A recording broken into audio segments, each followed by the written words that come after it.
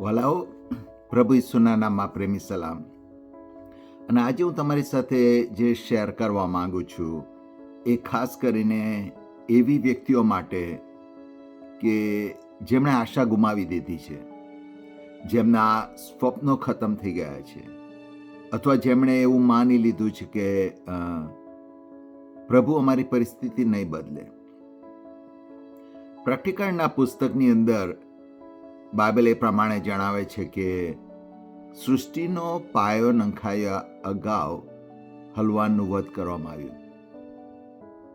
અને જો તમે એ બાબત સમજો તો એનો અર્થ એવો થાય કે પ્રભુએ હજુ તો આદમ બનાવ્યો નથી કે આદમે પાપ કર્યું નથી, કે પ્રભુએ સૃષ્ટિ ઉત્પત્તિ એક પ્રમાણે બનાવી નથી. હજુ પ્રભુએ હજુ તો કીધું નથી કે લેટ ધેર બી લાઇટ, અને એ પહેલા હલવાનું બલિદાન આપવામાં આવ્યું છે.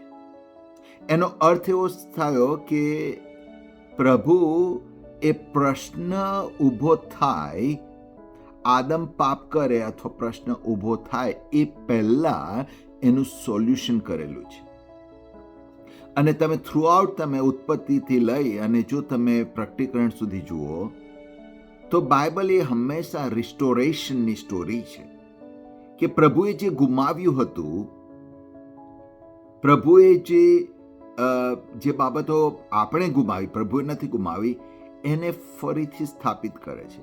અને એટલા માટે હું અંગ્રેજીની અંદર બાઇબલની કેટલીક કલમો તમારી આગળ વાંચવા માંગુ છું અને ત્યાર પછીથી એના વિશે થોડો વિચાર કરીશું. ઉત્પત્તિનો પુસ્તકના પહેલા અધ્યાયની પહેલી 2 કલમ આ પ્રમાણે કહે છે. અંગ્રેજીમાં વાંચું તો, In the beginning God created heavens and earth. The earth was without form and void, and the darkness was on the face of the deep. અને એ ઉત્પત્તિનો પહેલો અધ્યાય છે કે ત્યાં પ્રભુ પાણીની વાત કરે છે કે અંધકાર હતો. અને ત્યાર પછીથી તમે પ્રકટીકરણનું પુસ્તકનો 22મો અધ્યાય, છેલ્લું પુસ્તક બાઇબલની અંદર છે, એના 22મા અધ્યાયની પહેલી 5 કલમો આ પ્રમાણે કહે છે, And he showed me a pure river of water of life, clear as crystal, proceeding from the throne of God and of the Lamb. એ કહે છે કે પ્રકટીકરણ 22:1માં કે દેવ અને હલવાનના રાજ્યસનની મધ્યથી એ જીવનની પાણી વહી નીકળ્યો તો નદી વહી નીકળી.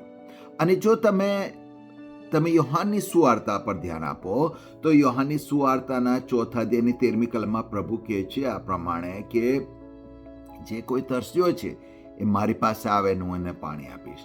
યોહાનની સુવાર્તાના 6થા અધ્યાયની 35મી કલમમાં પ્રભુ કહે છે, હું જીવનની રોટલી છું અને જે કોઈ રોટલી ખાશે એને ભૂખ નહીં લાગે, અને હું જે કોઈ મારા પર વિશ્વાસ કરશે એને કદી તરસ નહીં લાગે. અને ફરી યોહાનની સુવાર્તાના 7મા અધ્યાયની 37મી કલમમાં છેલ્લે દાડે પ્રભુ એ ઉજવણીના છેલ્લા દાડે મોટો ઘાંટો પાડીને કહે છે કે જે કોઈ તરસ્યો છે મારી પાસે આવે અને હું તેને પાણી આપીશ.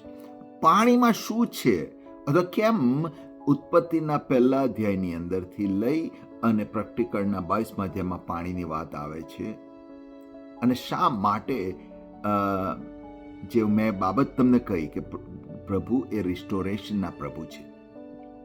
જો તમે ધ્યાનથી જુઓ અને હિબ્રુ ભાષામાં તમે વાંચો, કે છે કે ત્યાં જે કે છે જળનિધિ પર અંધારું હતું, એ અથવા જે ડીપ હતું, એ ડીપના માટે